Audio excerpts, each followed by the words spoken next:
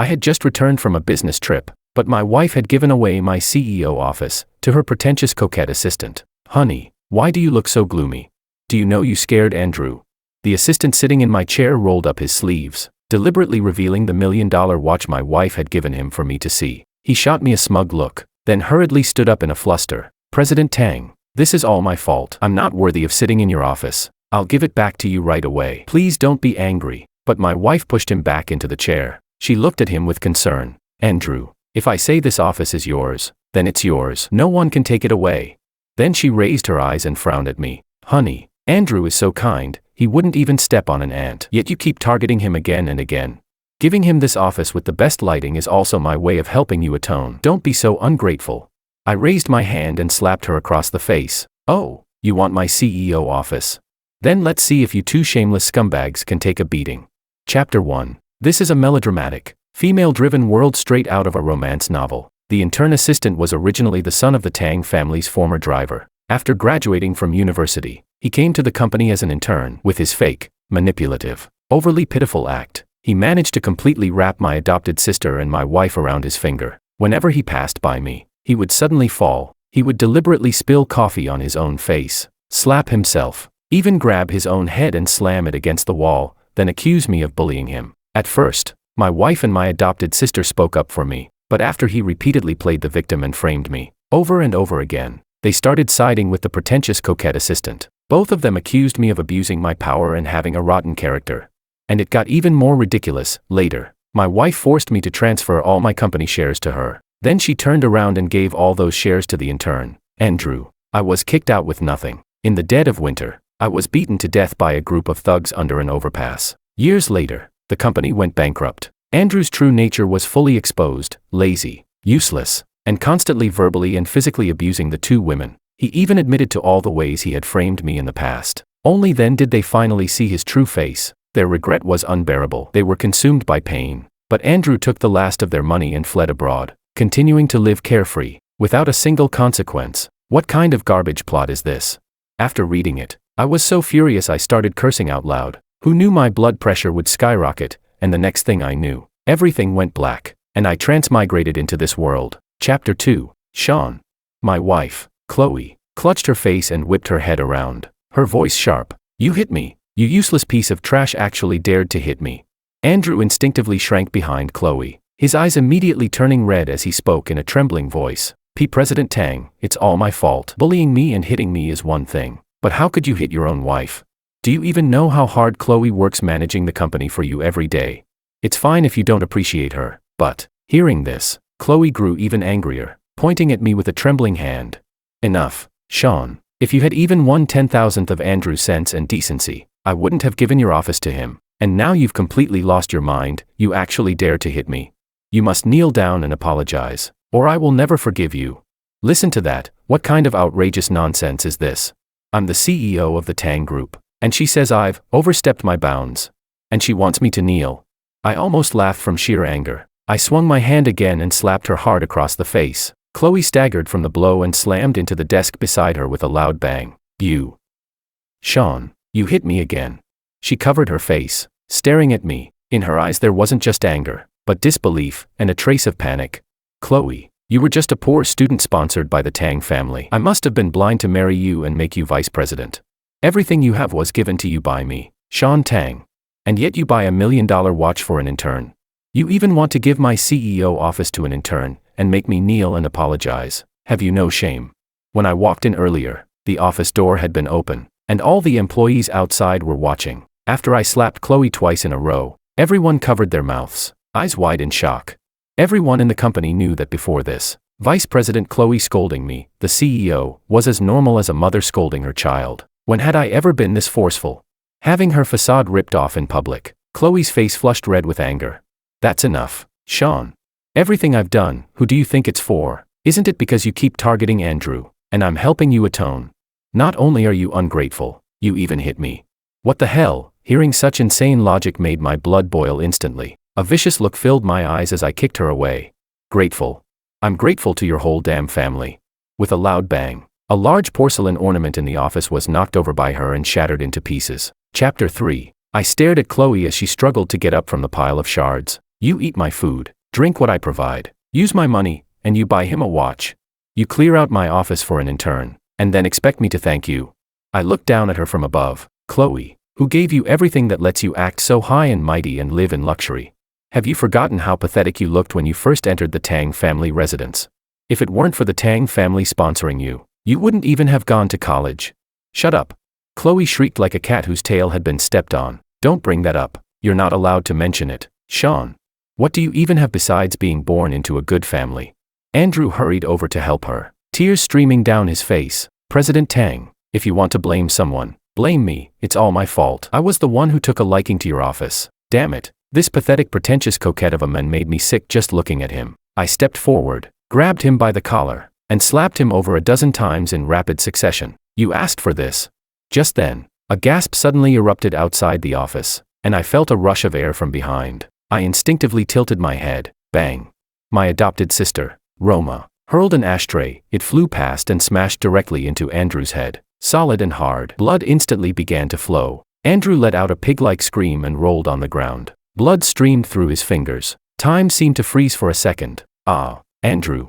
Chloe screamed hysterically and scrambled over, pulling Andrew into her arms. Behind me, Roma, dressed in a white business suit, was completely stunned. She stared at the scene in disbelief. She clearly hadn't expected me to dodge, and even less expected that the ashtray would hit her beloved Andrew. The employees gathered outside turned pale, their eyes filled with fear. After snapping out of it, Roma glared at me. Sean, this is all your fault. Why did you dodge? If you hadn't been bullying Andrew all this time, I wouldn't have missed. Are you satisfied now?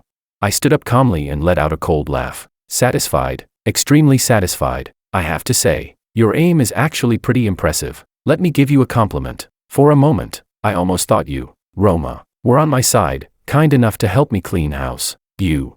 Roma's face turned livid, her chest heaving with rage. She didn't even bother arguing with me further. Together with Chloe, she hurriedly rushed Andrew to the hospital. Chapter 4. After they left, I immediately connected to the finance department's internal line. Manager Wang, conduct a full audit of all company expenses made by Chloe and Roma. The moment you find any embezzlement or abuse of position, compile all the evidence and hand it to me. Those two shameless women had been using my supplementary credit cards. I called the bank and froze every single one of them. Right after that, I contacted a well-known lawyer in the industry. Lawyer, prepare a divorce agreement for me right now. Chloe leaves with nothing. After finishing the calls, I leaned back in my office chair, my gaze sharp and cold. Those two backstabbing women don't even think about taking a single cent that belongs to the Tang family. This game has only just begun. Chapter 5. In the VIP ward of the best private hospital in City C, Andrew lay on the hospital bed. Chloe was gently feeding him nutritious porridge. Roma sat to the side, her expression grim. What's wrong with Sean? Why does it feel like he's suddenly become a completely different person? After feeding the last spoonful, Chloe slammed the bowl onto the bedside table. What else could it be? He's just jealous that we treat Andrew well. He thinks acting like this will get my attention. If he hadn't been bullying Andrew all along, would we even treat him like this? Roma quickly chimed in. Exactly. This time, we really should teach Sean a proper lesson. At that moment, Andrew, who had been scrolling on his phone, froze as he stared at a newly popped up notification. The smug expression on his face instantly stiffened. Then he suddenly cried out in alarm. Chloe, Roma, what's going on? Why have I been fired from the company? Chloe hurriedly snatched the phone. After just one glance, rage exploded across her face. Ah, that damn simp. Sean, how dare he? Before she even finished speaking, both her phone and Roma's rang. They had received the same termination notice from the company. Say, N. Roma gritted her teeth, forcing his name out through clenched jaws. Filled with disbelief and fury, she was, in name, the vice president of the Tang Group and the CEO's adopted sister, and she had been fired too. That meant everything she had built in the Tang Group over the years, her vice president position, the authority and connections she had painstakingly cultivated, the massive dividends she might have received in the future, all of it had vanished into nothing at this very moment. That little bastard, just wait until I get back and deal with him. Andrew was completely stunned. He hadn't expected that even the two vice presidents would be fired. The wound on his forehead throbbed painfully, his vision going dark in waves. He had originally planned to latch onto the two vice presidents and rise straight to the top, making a name for himself, and now it was all gone. He instinctively grabbed Roma's arm, his voice trembling with tears. Roma. Chloe, what do we do? We've been fired by President Tang. Who does he think he is? That Sean. He thinks sending a message alone can fire us. Dream on. Roma's chest heaved violently, her eyes flashing with a manic fury. He's completely out of line. I'm going back to the company right now to confront him. I'm going to question him in front of everyone. What gives him the right? This time, I'll make him kneel and apologize to me in public.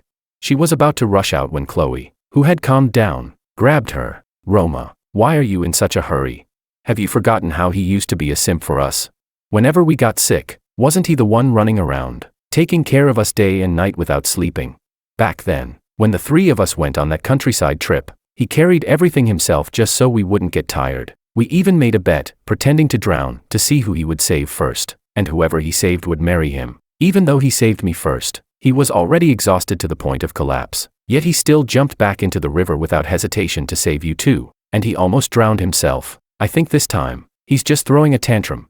If we ignore him for a while, he'll naturally come crawling back like a dog, wagging his tail and begging us to return. If you go back to him now, won't you be playing right into his hands?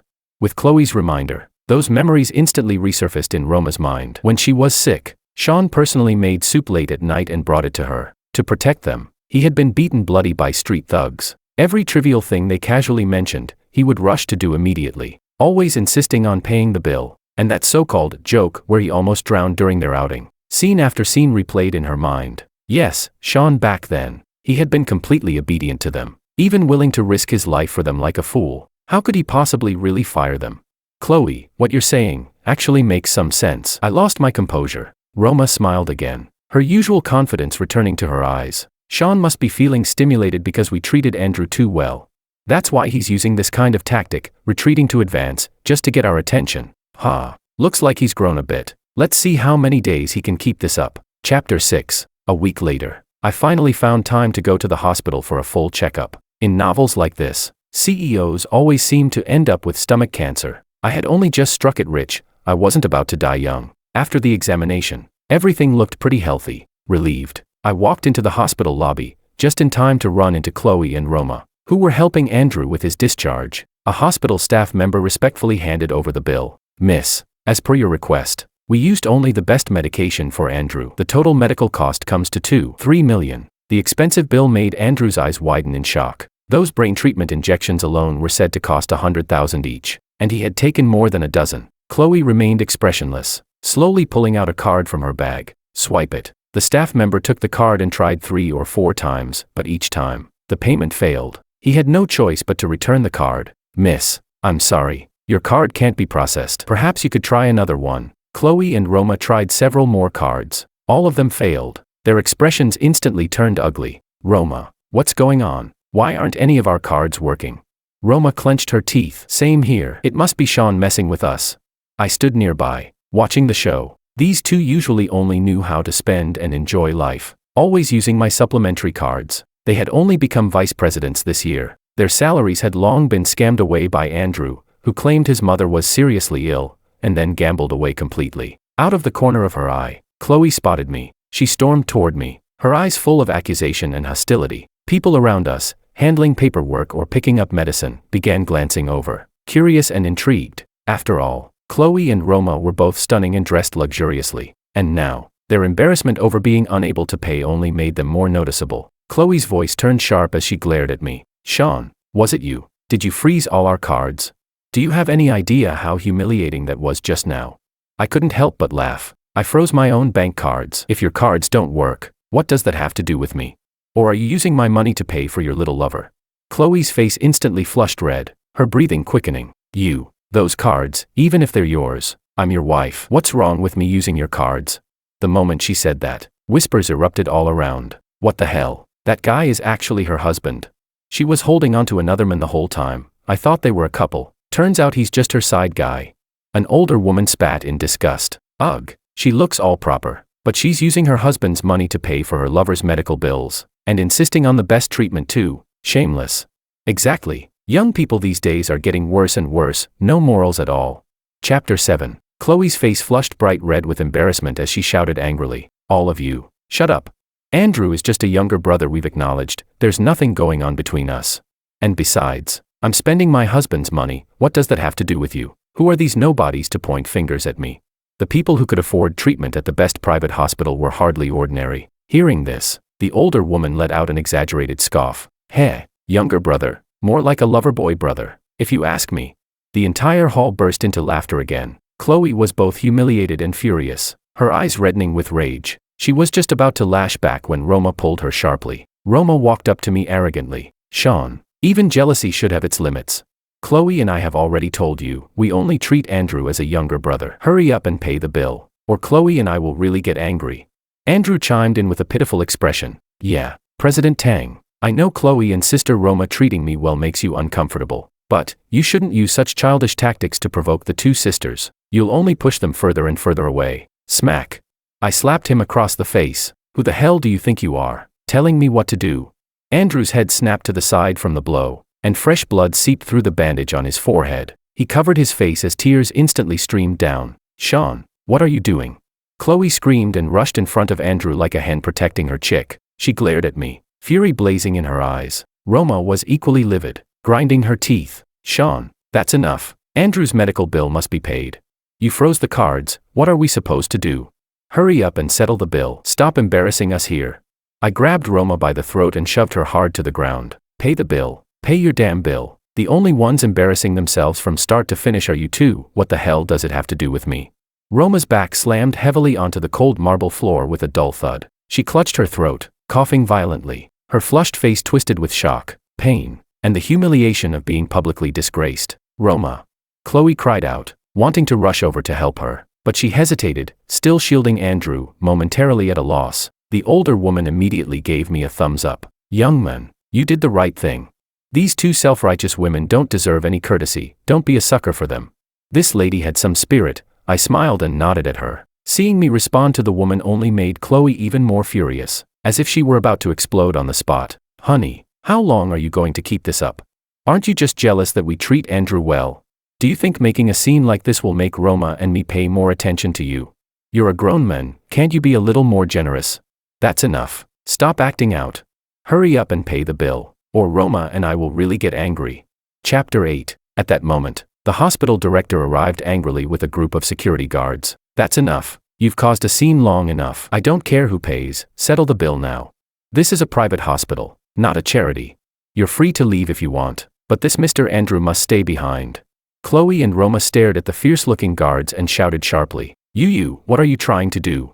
This private hospital actually belonged to one of the original owner's childhood friends. I quietly sent him a message. Less than 2 minutes later, the hospital director showed up. He looked to be in his 40s or 50s, wearing black-rimmed glasses, with a bald head. What are we trying to do? He adjusted his glasses, his tone cold. This Mr. Andrew is a patient at our hospital. His medical expenses are clearly stated, 3 million in total. According to hospital policy, the patient is not allowed to leave until the bill is fully paid. Otherwise, we'll have no choice but to rough him up a bit as interest, and then hand him over to the police. Andrew panicked immediately, clutching his head and crying out, Chloe, Roma, my head hurts so much. Your head hurts? The bald man shot him a cold glance, his voice dripping with irritation. Andrew, according to your attending physician, you've been using the best medication. Your recovery has been excellent. You could have been discharged the day before yesterday, and now you suddenly start acting up again. It didn't hurt earlier, didn't hurt later, but the moment it's time to pay, suddenly your head hurts badly. Is that it? His words were blunt, just short of outright calling Andrew a faker trying to dodge payment. Snickers immediately spread around the room. Andrew's face turned pale. He opened his mouth, then shut it again, not daring to say another word. All he could do was look helplessly toward Chloe and Roma. Chloe was frantic. Honey, hurry up and pay the bill. Are you trying to make me furious to death? I'm telling you, if anything happens to Andrew, I will never forgive you. I didn't bother wasting any more words on her. I simply nodded slightly to the hospital director. He immediately understood and waved his hand. Beat him. Just don't hit the head. After that, send him to the police station. The guards rushed forward and began beating Andrew. Their movements were quick and professional. They avoided vital areas, but their fists and kicks landed heavily on Andrew's body, producing a series of dull thuds. Ah, stop, help, Chloe, Roma, save me, it hurts so much. Andrew curled up on the ground, covering his head as his body was quickly covered in dust and shoe prints. Stop right now. Chloe screamed, her eyes bloodshot, trying to rush forward like a madwoman, but the guards restrained her tightly, leaving her unable to move. I'll pay. Give me 20 minutes, I'll pay immediately. Stop hitting him. Seeing that it was enough, I didn't even spare another glance and turned to leave. I still had plenty of time to deal with them slowly. Later, Chloe and Roma called in second-hand buyers. They sold all their luxury bags, watches, and jewelry at low prices. Only then did they manage to gather enough money to pay the medical bill. Chapter 9. After returning home from the hospital, I specifically had my assistant bring over the divorce agreement. I knew that once they were discharged, they would definitely come back. I was having dinner when the three of them stepped into the Tang family villa. Just as expected, seeing me sitting alone at the dining table eating, Chloe immediately flew into a rage. "Honey, how could you start eating by yourself? Didn't I text you that we were bringing Andrew home for dinner? It's one thing that you refused to pay Andrew's medical bill at the hospital, but now you didn't even prepare food for us. How can you be so vicious?" Roma was equally furious, her chest heaving as she pointed at me, her hand trembling. "Sean, how far are you planning to take this? Can't you be a little more sensible like Andrew?"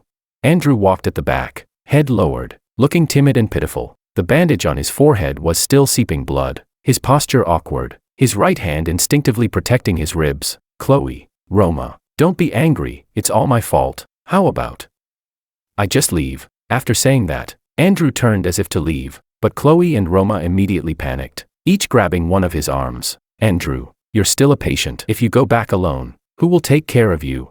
There are plenty of empty rooms at home, just stay. This is my home too. You can stay as long as you want."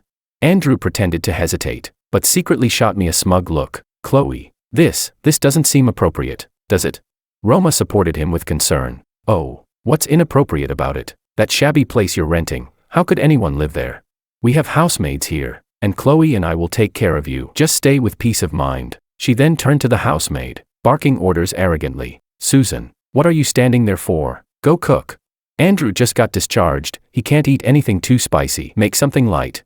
Chapter 10. The servants, housekeeper, and bodyguards had already been instructed by me in advance. Susan lifted her chin slightly, not even glancing at Roma. There was even a faint trace of mockery at the corner of her lips. Roma was stunned by Susan's blatant disregard, then instantly flew into a rage. "Susan, are you deaf?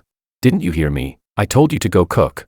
Chloe frowned as well, glaring at Susan, then glanced at the four expressionless bodyguards standing behind me. A bad feeling suddenly rose in her heart. I finally finished eating, put down my chopsticks, picked up a napkin, and wiped my hands before speaking coldly. "Elio, restrain the three of them." A long-suppressed excitement flashed in Elio's eyes. "Yes, young master. Didn't you hear the young master? Hold them down. If they dare resist, I'll break their legs." Before his words even fell, the four bodyguards moved instantly. They didn't give Chloe and the others any chance to struggle. Chloe and Roma didn't even have time to scream before they were firmly restrained. Another bodyguard kicked Andrew behind the knee. Andrew let out a miserable scream and dropped to his knees with a thud. His knees slammed hard against the floor, pain contorting his face as his arms were tightly pinned down. "Sean, you beast. I'm your sister, how can you treat me like this?" Roma struggled desperately, trying to break free, only to realize it was completely futile. "Ah, what are you doing? Let me go." "Sean, have you lost your mind? How dare you let them touch me?" Chloe finally reacted, struggling wildly and screaming. "Sean, you've made enough of a scene. If you dare treat me like this, we're getting a divorce." I laughed. I didn't expect her to bring up divorce herself. Interesting. I gestured for the bodyguards to release her and threw the divorce agreement in front of her. "Sure, didn't you want a divorce? I'll grant it to you." Chloe staggered slightly as she regained her freedom. She picked up the agreement, then suddenly looked up at me, her eyes filled with disbelief. "You? Sean, what do you mean by this?" I grinned, looking down at her from above. "Didn't you say you wanted a divorce? If you've got the guts, sign it." Chloe suddenly seemed to realize something and burst into laughter. "Heh, leave with nothing." Her smile grew increasingly mocking. "Sean, ever since high school, you've obeyed my every word. Everyone in City C knows you're Chloe's simp. Divorce? You think that can scare me? I'm telling you, I've already seen through your little trick of retreating just to advance. Don't think I'll fall for it. Right now, kneel down and apologize to us. Then I might consider not signing. Otherwise, if I really sign this agreement, even if you kneel and beg me later, I won't come back." Chapter 11. Roma immediately chimed in from the side. "Exactly, by then, even if you kneel and beg us, it'll be too late." I was stunned speechless by their words. As expected of this kind of melodramatic, female-oriented story, I originally still had evidence in hand, proof that she had embezzled company funds to buy Andrew a $1 million watch for his birthday. I was planning to use it to force them into submission, but now, was that completely unnecessary? No rush to send them to jail yet, otherwise, wouldn't that be letting them off too easily? I looked at her with amusement. Then sign it already. Why all the nonsense? Chloe's face turned livid. Fine. I'd like to see how long you can keep acting tough. She picked up the pen and signed the agreement cleanly and decisively. Holding the signed divorce papers, I almost burst out laughing. I pointed at the watch on Andrew's wrist and barked at the housekeeper. Take that watch off him, and throw all three of them out. From now on, they are not allowed to step anywhere near the Tang family residence. Elio immediately bowed. Yes, young master. Throw these three disgusting pieces of trash out. Take the watch, do it cleanly. Yes. The bodyguards responded in unison. Even more forceful than before, the same guard who had kicked Andrew earlier grabbed his wrist. Amid Andrew's panicked cries of "No, don't," he ruthlessly yanked the expensive watch off his wrist. The movement was extremely rough. The strap scraped his skin, leaving several deep, bloody marks. Ah, my watch. That was a gift from Chloe. Andrew, as if forgetting the pain, reached out desperately to grab it back. The guard casually tossed the watch to Elio, then grabbed Andrew by the collar like a chicken and dragged him outside. No, you can't do this, Sean. How can you take the watch I gave Andrew? I bought that. Seeing the watch taken, Chloe struggled like a madwoman, but it was useless. Let me go, Sean. How dare you? My bags, my designer clothes, my jewelry, they're all upstairs. You can't just throw me out like this.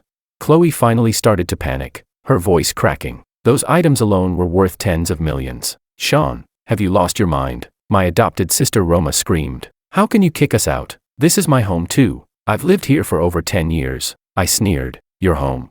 Your belongings. Which one of those wasn't bought with my money?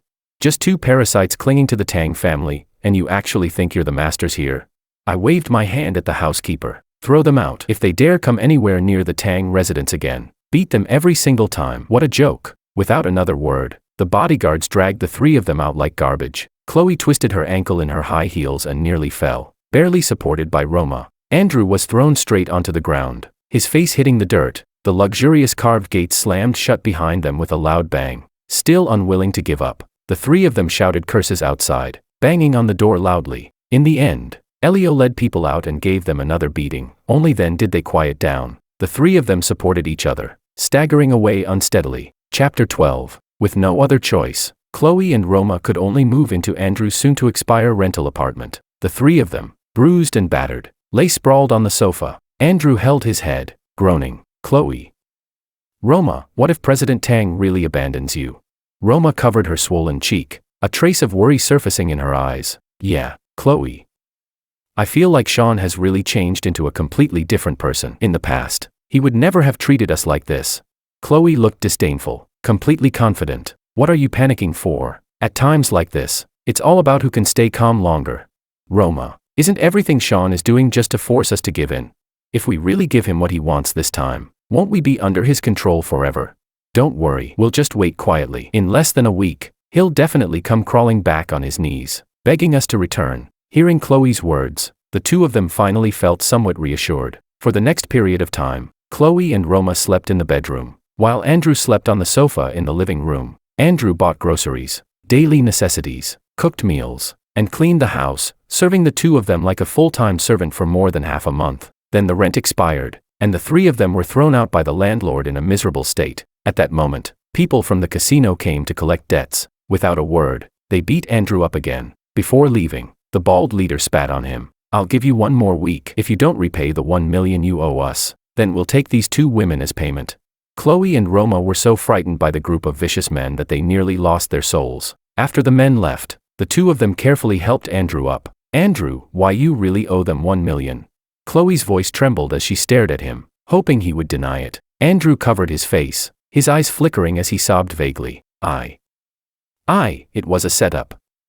Chloe, Roma, you have to save me, otherwise they'll. He didn't finish the sentence, but the meaning was obvious. Roma swayed, nearly collapsing. 1 million. In the past, that would have been nothing more than pocket change to them, but now they were struggling just to eat. Those so-called close friends of theirs had somehow heard that they'd been kicked out of the Tang family. Now they didn't even reply to messages, let alone lend money. Save you? With what? Roma finally exploded. All the frustration, fear, and humiliation from being repeatedly slapped by reality over these past days finally found an outlet. Andrew, when your mother was seriously ill, Chloe and I transferred you over 2 million in total. Did you gamble it all away? Andrew lowered his head even further, unable to say a single word for a long time. At this point, what was left for Roma and Chloe not to understand? Chapter 13. Roma could no longer hold it in. She slapped Andrew hard across the face. Her hands clawed at his clothes viciously. It's all your fault, you gambling addict, you liar. If it weren't for you, how would we have ended up like this? My position, my black card, my designer bags, jewelry, my house, everything is gone. Andrew, you've ruined us. Chloe stared at the scene in front of her, her mind completely blank. Andrew's face twisted with rage. He couldn't hold it in any longer. He finally snapped. He slapped Roma back just as hard. Then he kicked Chloe violently. Damn it, who the hell do you think you are? All I did was play pitiful, hit myself, throw myself down the stairs, frame President Tang, and you two idiots actually believed it. You don't believe your own brother, your own husband, but you believe me, an outsider. If it weren't for money, do you think I'd spend every day acting like a simp, groveling around you two idiots? Do you even know what you're like? One adopted daughter, one charity case, yet you act like rich ladies in front of me. And you said within a week President Tang would kneel and beg you to come back. Bullshit. Two shameless parasites. You eat his food, spend his money, live in his house, do nothing at his company while taking million-dollar salaries, and still look down on the young master. Where's your shame? Ungrateful, heartless leeches, I've had enough of you. President Tang dumped you two idiots long ago, and you still can't see it, still dreaming in broad daylight. There's only one way out for you now, go back, kneel, beg President Tang to forgive you, and pray he's still willing to be your sucker. Andrew kicked them both again, his eyes growing more vicious. Let me tell you, back then, the casino only lent me money because they saw photos of me with you and knew you were vice presidents of the Tang group. Now hurry up and get me 1 million, or sooner or later I'll make sure you both regret it. Pathetic trash. Chloe and Roma collapsed onto the ground, completely stunned. Andrew had torn off his mask completely. The truth laid bare made them realize just how foolish and ridiculous they had been. They had always seen themselves as superior, as privileged women, yet they had been toyed with by a liar, a scumbag, and lost everything. At that moment, regret consumed them. With a scream, the two of them lunged forward and began fighting Andrew. The three of them brawled wildly, completely entangled. In the end, passers-by had to pull them apart. Their eyes were filled with overwhelming hatred for each other. Andrew spat out a mouthful of blood. Bitch, if you can't come up with 1 million within a week, don't even think about getting rid of me. Chloe and Roma were furious. You damn liar. You'd better pray Sean forgives us, otherwise, even if we become ghosts, we won't let you go. Exactly, if we go down, we're taking you with us. Chapter 14. After the three of them went their separate ways, Chloe and Roma rushed back to the Tang residence at once, but without a word. They were beaten by the house staff and thrown out. Elio pointed at them and cursed angrily. You two ungrateful leeches, if you dare trespass again, I'll break your legs. Left with no choice, they went to the company to look for me. Unfortunately for them, they were driven away by security again. They waited until after work and finally managed to catch me as I came out, surrounded by bodyguards. When I saw the two of them, bruised and swollen, hair disheveled, lips frozen purple, I couldn't help but laugh. Where was even a trace of their former elegance now? The moment they saw me, their eyes lit up at the same time. They stumbled forward, trying to rush toward me, but were stopped cold by the bodyguards, held 2 meters away. Chloe stood on her tiptoes anxiously, her voice trembling with tears. Honey, it's me, I'm Chloe, look at me.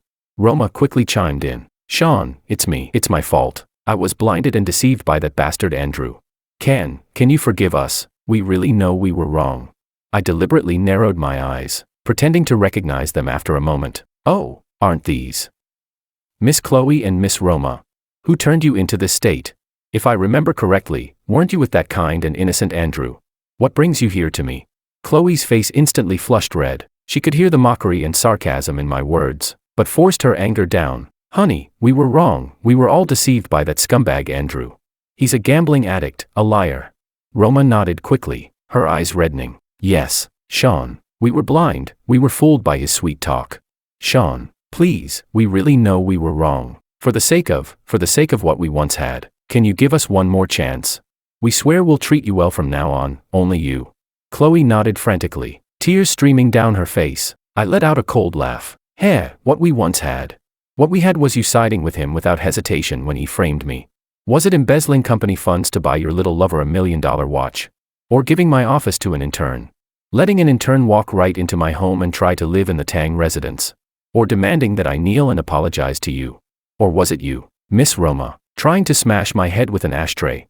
Chloe, Roma, stop lying to yourselves. Tell me, what exactly is left between us?